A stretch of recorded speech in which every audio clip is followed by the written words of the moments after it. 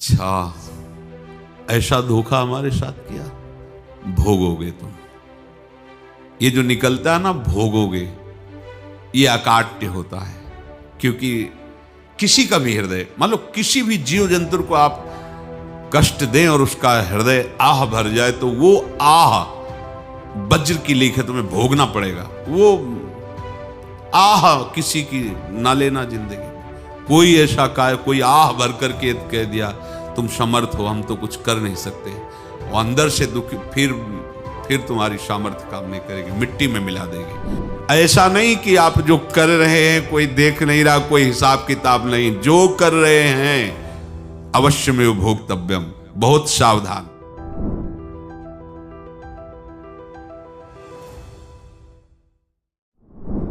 जीव स्वयं नित्य निरंतर कर्मों के जाल को रच रहा है और अपने आप को बांध रहा है। आपको मुक्त होना है, बंधना नहीं है। जीव का जन्म कर्मों के अनुबंध से होता है, कर्मों के बंधन से होता है, और उसको अपना ऋण चुकाना होता है। कर्मानुबंध ये बहुत सूक्ष्म विषय है। जैसे आप जिस परिवार में जन्म लिए हैं, तो उस परिवार के लोगों से आपका ऋण है, इसलिए उसी परिवार में आप आए हैं। और ऋणानुबंध, उसको बिना चुकाए या बिना वसूल किए आप वहां से जाएंगे नहीं। आपको लेना है तो वसूल करना है, और देना है तो चुकाना है। ये पूर्व के जन्मों से निश्चित किया गया है। जैसे किसी के यहां पुत्र हुआ, जन्म से ही पैसा खर्चा शुरू हुआ, जो बड़ा हुआ तो उद्दंडता के द्वारा मार पूरे परिवार को क्लेश पर क्लेश देता चला जा रहा है। ये तुम्हारे कर्म का फल है।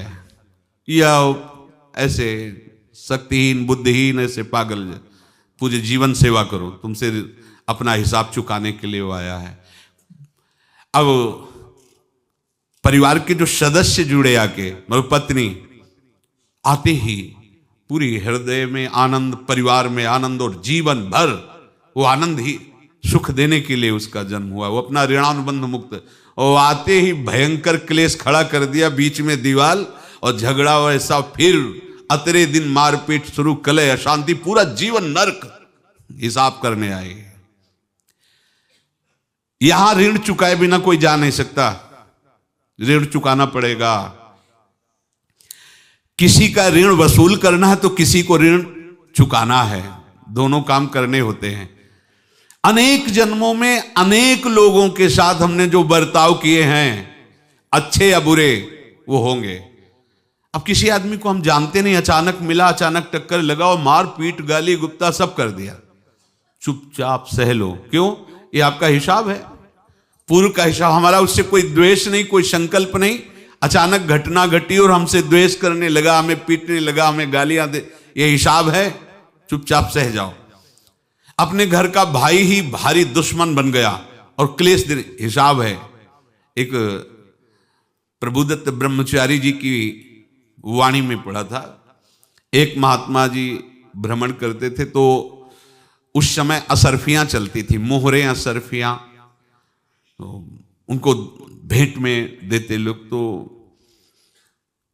या तो ठाकुर सेवा में लगे तत्काल, या संत सेवा में तत्काल लगे, उसका संग्रह करके डोलना ये ठीक नहीं है। बैरागी के लिए सिद्धांत में ये ठीक नहीं है। तो जब 2, 4, 6, 8 ऐसे मोहरे हुई, तो उन्होंने विचार किया कि और भ्रमण करके जब काफी मोहरे हो जाएंगी तो प्रयागराज में जब कुंभ पड़ता है, एक बार पूरे सब अखाड़े के संतों को, अलग अलग संप्रदाय सब संतों को बुलाएंगे और सबको पुआएंगे। अब साधु है तो यही विचार करेगा, और क्या विचार करेगा।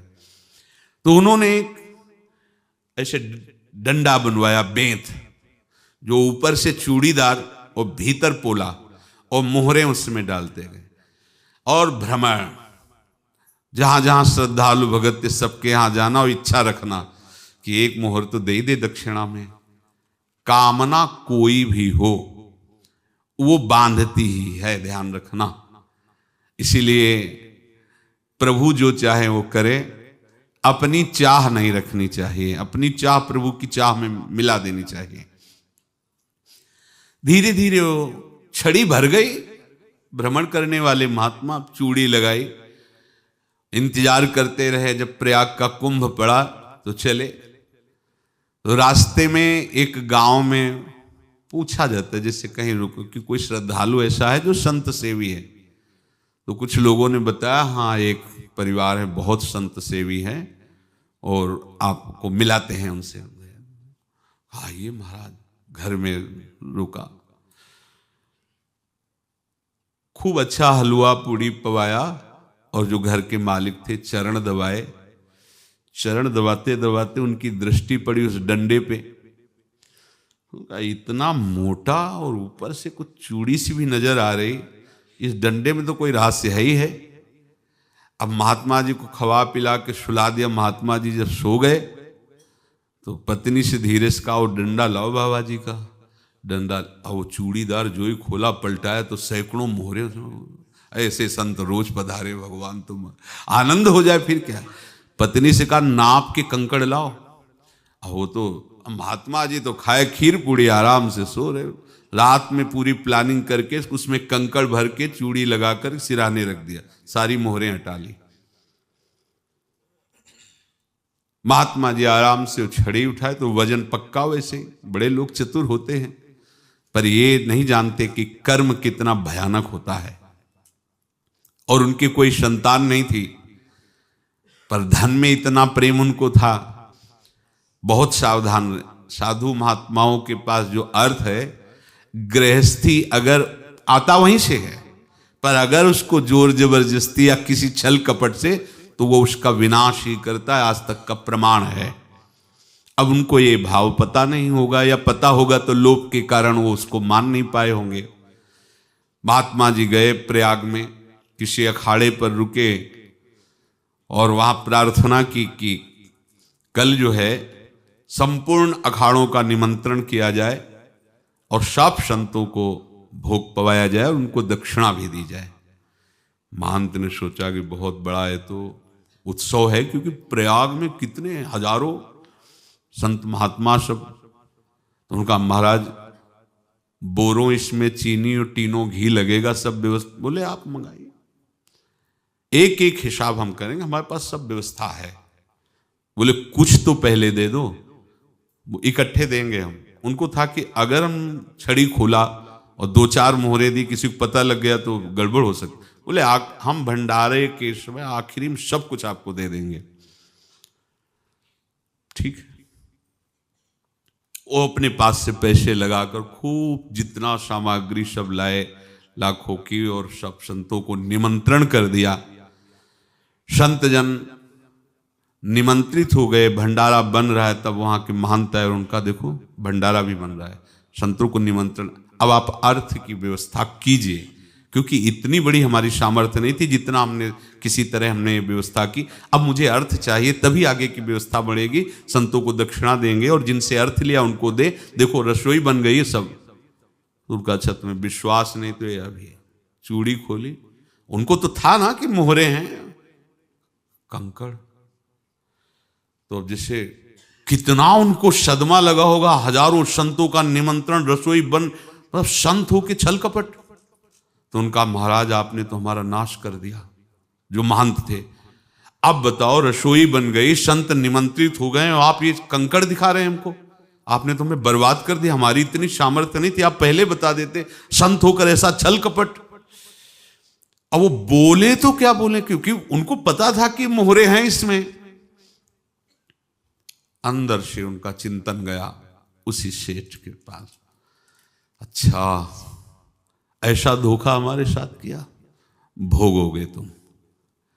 ये जो निकलता है ना भोगोगे, ये अकाट्य होता है। क्योंकि किसी का भी हृदय, मान लो किसी भी जीव जंतु को आप कष्ट दें और उसका हृदय आह भर जाए, तो वो आह वज्र की लेख है, तुम्हें भोगना पड़ेगा। वो देखो भीष्म जी को भोगना पड़ रहा है ना। सांप को ऐसे धनुष की नोक से उठाया और बंबूल के कांटों के ऊपर फेंक दिया, कई दिन तक शेदा हुआ, वो आह भर करके मरा। तो आपको 6 महीने बाणों की सैया पर आह किसी की ना लेना जिंदगी में। कोई ऐसा कोई आह भर करके कह दिया तुम समर्थ हो, हम तो कुछ कर नहीं सकते, और अंदर से दुखी, फिर तुम्हारी सामर्थ्य काम नहीं करेगी, मिट्टी में मिला देगी। फिर ये तो संत थे और भगवत आराधना के लिए, संत आराधना के लिए ही ऐसा किए हुए थे। अब इनका कैसे मुंह दिखाएं, अब क्या करें। सुबह संत जन आएंगे, सबके बीच में हमारी कि देखो इन्होंने, अब क्या करें। गए और संगम में जाके छलांग लगाई, अपने प्राण त्याग दिए। अब उनके तो पास मोहरे थी और व्यापार बढ़ा, और 9-10 महीने बाद ही लड़का हुआ। अब तो उनको कि संत फलीभूत हो गया। देखो व्यापार चल रहा, लड़का नहीं होता था, लड़का भी हो गया, बड़ा आनंद छा रहा है। जब से वो प्रकट हुए और धन की वृद्धि शुरू हो गई, पढ़ाई लिखाई में उनके खर्चा हुआ सब, बस बीमारी शुरू हो गई उनके शरीर में। अब उसमें पैसा जाना शुरू हुआ। इतने आसक्त तो वो दोनों हो गए कि कुछ भी हो, व्यापार ठप, संपत्ति बेचना शुरू। तो उन्होंने कहा कि बेटा मैं क्या कर सकता हूं तुम्हारे लिए। बोले हमारी अंतिम इच्छा है प्रयाग चलो, और जितने प्रयाग में संत महात्मा सबको एक बार भंडारा करवाओ, हमारी इच्छा अंतिम है, क्योंकि अंतिम यही इच्छा थी। बोले अब ज्यादा संपत्ति तो नहीं रह गई, तो बोले घर बेच दो, मेरे लिए ही तो है, बेच दो।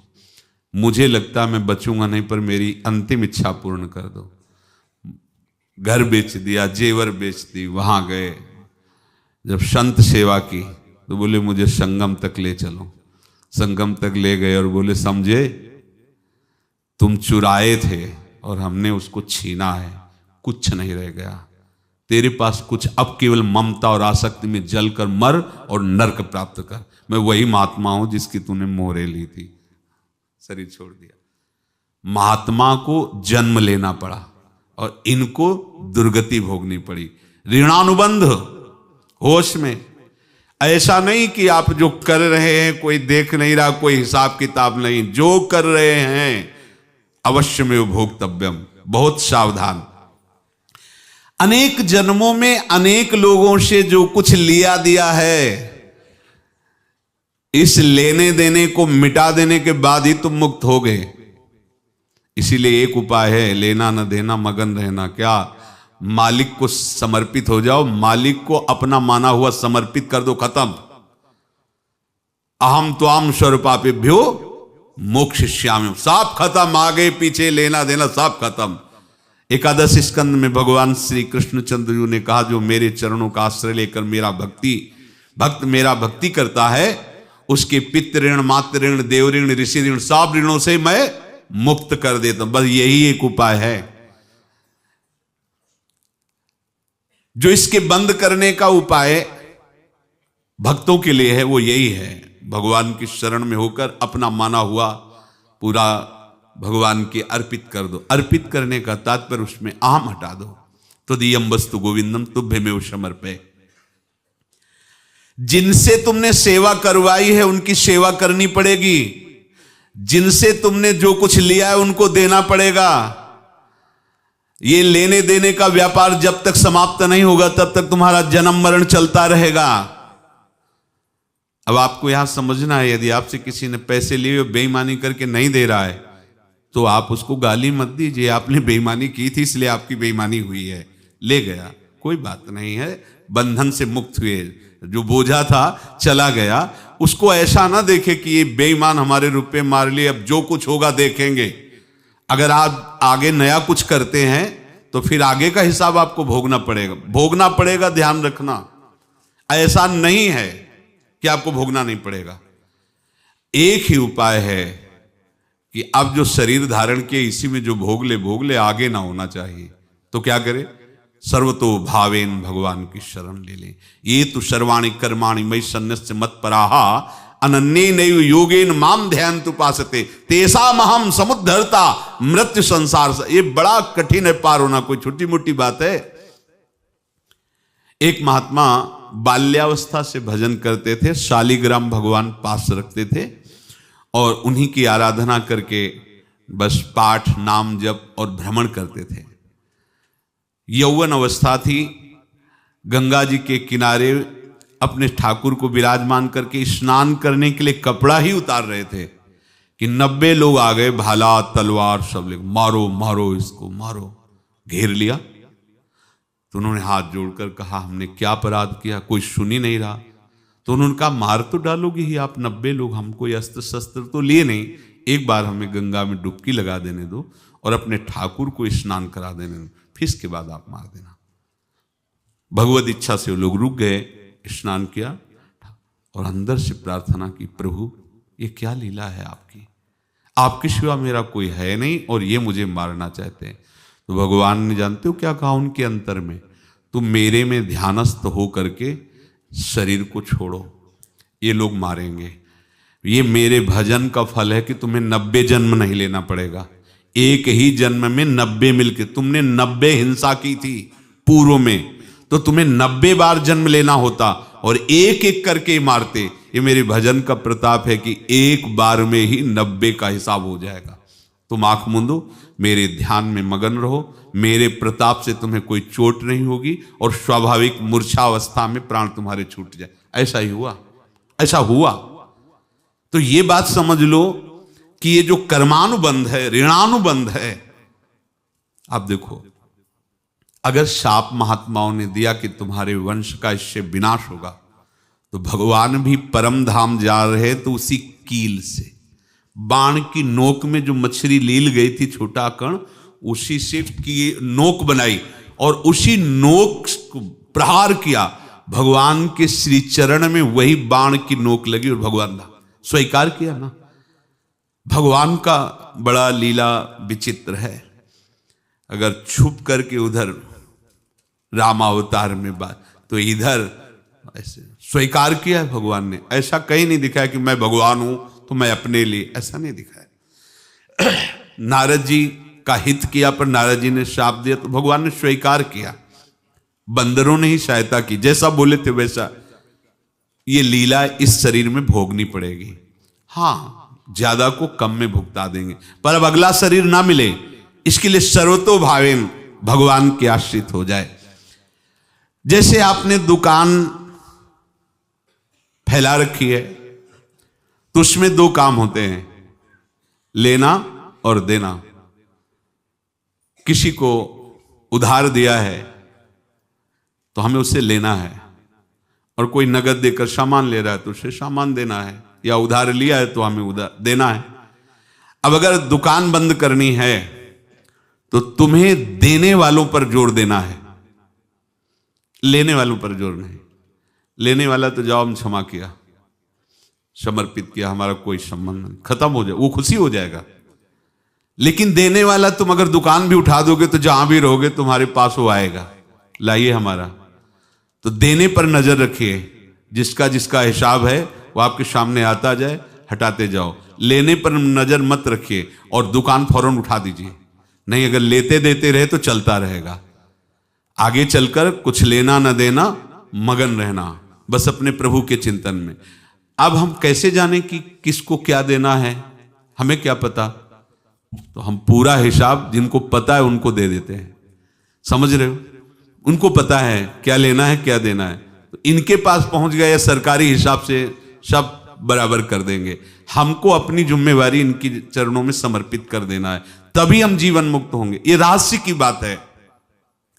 प्रभु कह रहे हैं यस्य सर्वे समारंभाः काम संकल्प वर्जिताः ज्ञानाग्नि दग्ध कर्माणं तमाहु पंडितम बुधाः। जिसके संपूर्ण कर्मों के आरंभ संकल्प और कामना से रहित हैं, तथा जिसके संपूर्ण कर्म ज्ञान रूपी अग्नि से जल गए हैं, उसको ज्ञानी जन भी पंडित कहते हैं, बुद्धिमान कहते हैं।